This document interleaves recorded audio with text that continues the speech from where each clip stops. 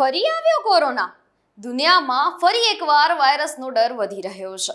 એક તરફ થાઇલેન્ડમાં કોરોના જેવા નવા વાયરસની શોધ થઈ છે, તો બીજી તરફ હંડા વાયરસના કેસો બાદ WHO એ 12 દેશોને એલર્ટ પર મૂકી દીધા છે.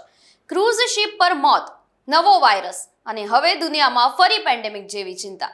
નમસ્કાર, હું છું અંજલિ રાવલ અને તમે જોઈ રહ્યા છો ન્યૂ ભારત ન્યૂઝ. કોરોના મહામારી પછી દુનિયા હજુ સંપૂર્ણ સામાન્ય બની નથી અને હવે ફરી બે નવા વાયરસે વૈશ્વિક ચિંતા વધારી દીધી છે. સૌપ્રથમ વાત કરીએ હંટા વાયરસની. દક્ષિણ એટલાન્ટિક મહાસાગરમાં ફરતા ક્રૂઝ શિપ MV હોન્ડિયસ પર રહસ્યમય શ્વાસની બીમારીના કેસો સામે આવ્યા છે. આ ઘટનામાં અત્યાર સુધીમાં 3 લોકોના મૃત્યુ નિપજ્યા છે, જ્યારે 5 કેસ હંટા વાયરસ સાથે જોડાયેલા હોવાનું WHO એ પુષ્ટિ કરી છે. સૌથી મોટી ચિંતા એ છે કે કેટલાક મુસાફરો ટેસ્ટ પૂર્ણ થાય તે પહેલા જ પોતાના દેશોમાં પરત ફરી ગયા હતા. આ કારણે WHO A America, Britain, Germany, Canada, Singapore સહિત 12 દેશોને એલર્ટ જાહેર કર્યું છે. હંટા વાયરસ સામાન્ય રીતે ઉંદર જેવા પ્રાણીઓ દ્વારા ફેલાય છે. તે સીધો કોરોના જેવી ઝડપથી ફેલાતો નથી, પણ ગંભીર સ્થિતિમાં ફેફસા અને કિડની પર જીવલેણ અસર કરી શકે છે. તાવ, ભારે થાક, શ્વાસ લેવામાં તકલીફ અને માંસપેશીઓમાં દુખાવો તેના મુખ્ય લક્ષણો ગણાય છે.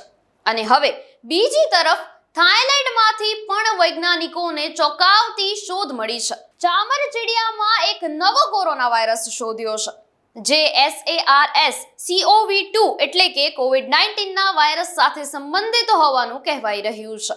સૌથી ચિંતાજનક વાત એ છે કે આ વાયરસ માનવ શરીરના ACE2 રેસેપ્ટર સાથે જોડાઈ શકે છે. એ જ રેસેપ્ટર જેના દ્વારા કોરોના શરીરમાં પ્રવેશતો હતો.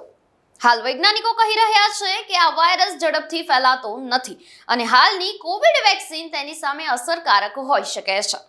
પરંતુ વાયરસ મ્યુટેશનનો ડર હજુ પણ વૈજ્ઞાનિકોને સતાવી રહ્યો છે. ચામરચીડિયામાં રહેલા વાયરસ સતત બદલાતા રહે છે અને નાનો ફેરફાર પણ તેને વધુ ખતરનાક બનાવી શકે છે. એક તરફ હંટા વાયરસ, બીજી તરફ નવા કોરોના વાયરસની શોધ. આ બંને ઘટનાઓએ દુનિયાને ફરી યાદ અપાવ્યું છે કે પેન્ડેમિકનો ખતરો હજી સંપૂર્ણ ટળ્યો નથી.